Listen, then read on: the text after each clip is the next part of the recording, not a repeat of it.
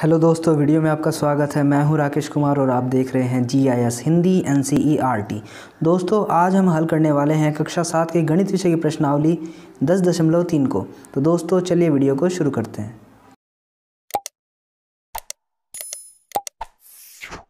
ये देखिए, यह है प्रश्नावली का पहला क्वेश्चन। त्रिभुज DEF की रचना कीजिए ताकि DE बराबर 5 सेंटीमीटर, DF बराबर 3 सेंटीमीटर और कोण EDF बराबर 90 डिग्री हो। यहाँ पर हमें एक त्रिभुज DEF की रचना करनी है जिसमें DE भुजा हमें 5 सेंटीमीटर दी गई है, DF भुजा हमें 3 सेंटीमीटर दी गई है और कोण EDF हमें 90 डिग्री दिया गया है। इस क्वेश्चन को करने से पहले एक चीज़ समझते हैं ताकि हमें पता चल जाए कि इस प्रश्नावली में हमें किस प्रकार के क्वेश्चन देखने के लिए मिलेंगे। तो चलिए उसको समझते हैं। देखिए, एक त्रिभुज की रचना जब दो भुजाओं की लंबाइयाँ और उनके बीच के कोण की माप दी हो।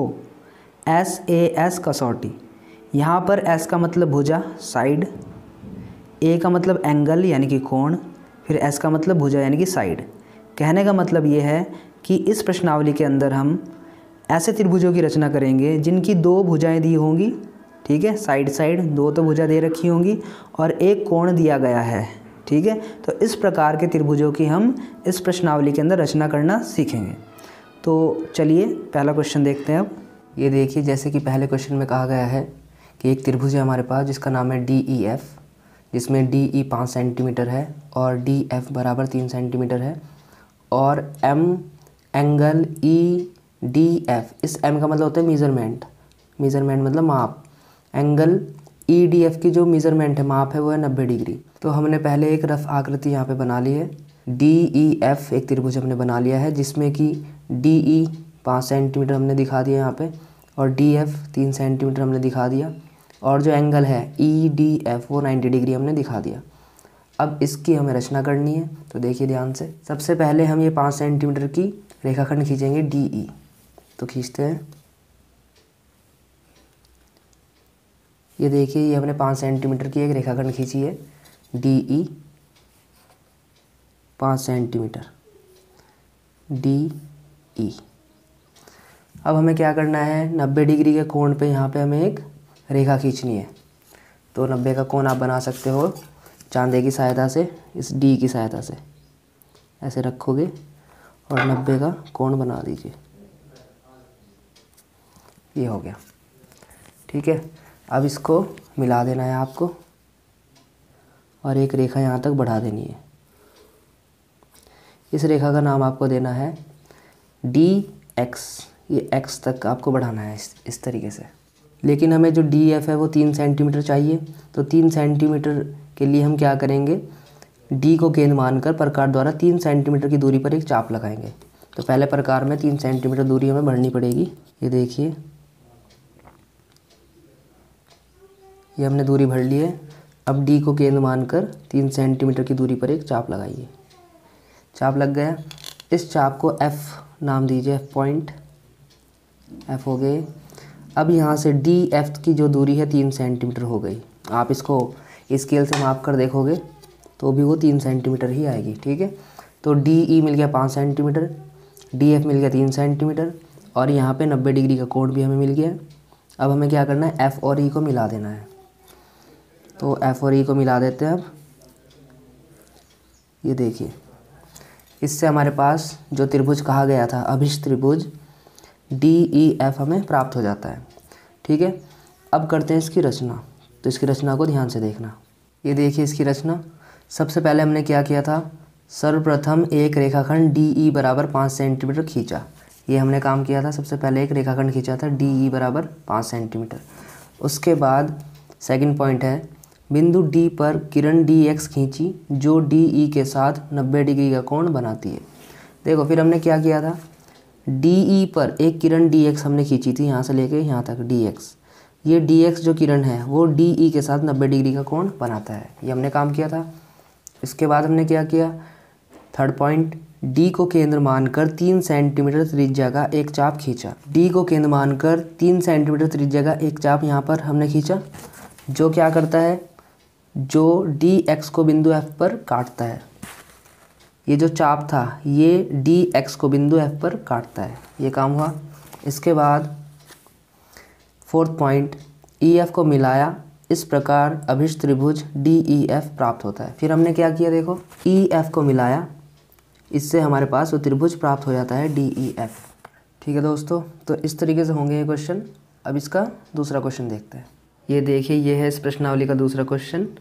एक समद्विबाहु त्रिभुज की रचना कीजिए जिसकी प्रत्येक समान भुजा की लंबाई 6.5 सेंटीमीटर हो और उनके बीच का कोण 110 डिग्री का हो। इस बार हमें एक समद्विबाहु त्रिभुज की रचना करनी है। समद्विबाहु त्रिभुज का मतलब होता है जिसकी दो भुजाएं बराबर हों, ठीक है, और उन बराबर भुजाओं की लंबाई 6.5 सेंटीमीटर दी हुई है और उन बराबर भुजाओं के बीच का जो कोण है वो है 110 डिग्री। ठीक है, तो चलिए इस त्रिभुज की रचना करते हैं। अब ये देखिए दूसरे क्वेश्चन में जैसे कि कहा गया है एक समद्विबाहु त्रिभुज है। क्योंकि त्रिभुज का नाम नहीं दिया गया है तो हमने अपने हिसाब से लिख लिया है ए बी सी। इसकी दो बराबर भुजाएं हमने मानी है ए बी बराबर बी सी है, दोनों की लंबाई 6.5 सेंटीमीटर है। ये आप देख सकते हैं, इस रफ आकृति में हमने ये बना लिया है। और दोनों भुजाएं जो कोण बना रहे हैं वो बना रहे हैं 110 डिग्री का। ठीक है, तो ये तो एक रफ आकृति है, इसे देख करके हम इस त्रिभुज की रचना करेंगे। तो देखिए सबसे पहले क्या करेंगे हम, सबसे पहले हम ये वाली भुजा खींचेंगे बी सी 6.5 सेंटीमीटर। ये देखिए हमने बी सी खींच दी है जो कि है 6.5 सेंटीमीटर।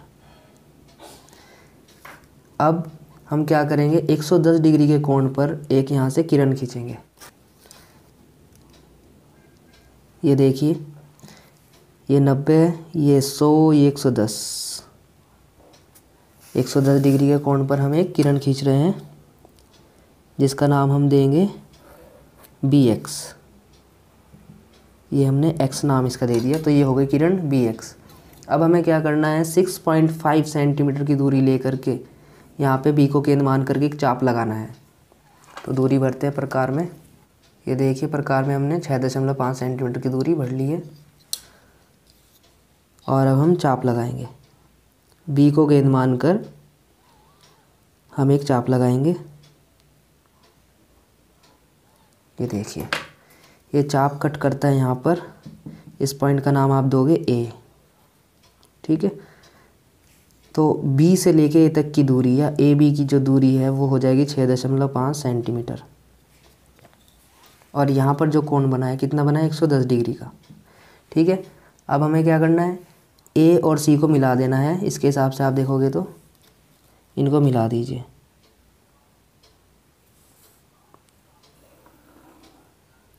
ये देखिए हमने ए और सी को मिला दिया। इस प्रकार से हमारा त्रिभुज ए बी सी प्राप्त होता है जो कि एक समद्विबाहु त्रिभुज है। देखो दोनों भुजा बराबर भी है और दोनों भुजाओं का कोण जो है बीच में इनके 110 डिग्री भी हमने बना दिया है।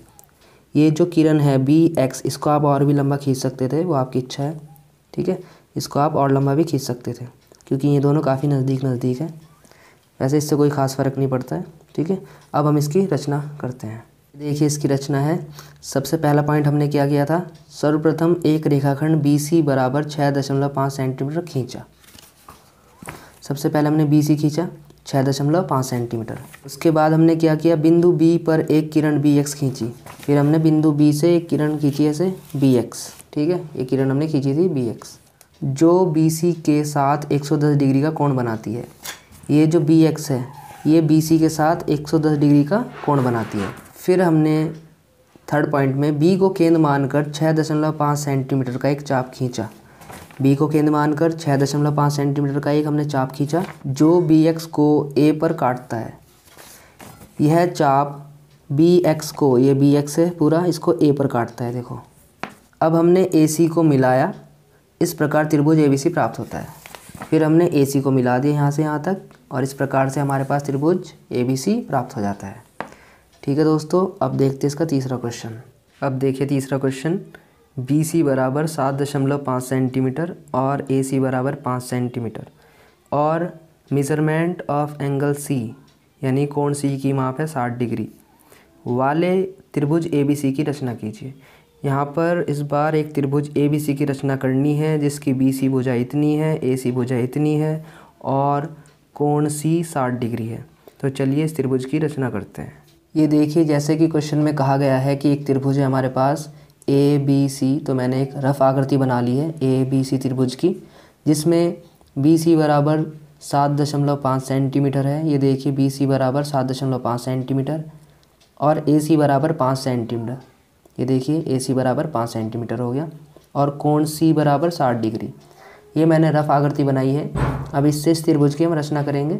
सबसे पहले AC भुजा खींचते हैं 5 सेंटीमीटर की। ये देखिए हमने 5 सेंटीमीटर की AC भुजा खींच दी है। ये देखिए जो AC भुजा दी गई थी, या आप इसको CA भी बोल सकते हैं, ये हमने 5 सेंटीमीटर खींच ली है। अब हमें क्या करना है, C को केंद्र मानकर 60 डिग्री का कोण बनाना है। C को केंद्र मानकर 60 डिग्री का कोण बनाते हुए एक हम किरण खींच देंगे। ठीक, तो आप 60 डिग्री का कोण चांदे की सहायता से बना सकते हो। अगर क्वेश्चन में कहा जाए कि प्रकार की सहायता से बनाना है, तब प्रकार की सहायता से बनाना, नहीं तो आप चांदे की सहायता से बना सकते हो। ये देखिए ये 60 डिग्री, यहाँ पर आपको एक किरण खींचनी है।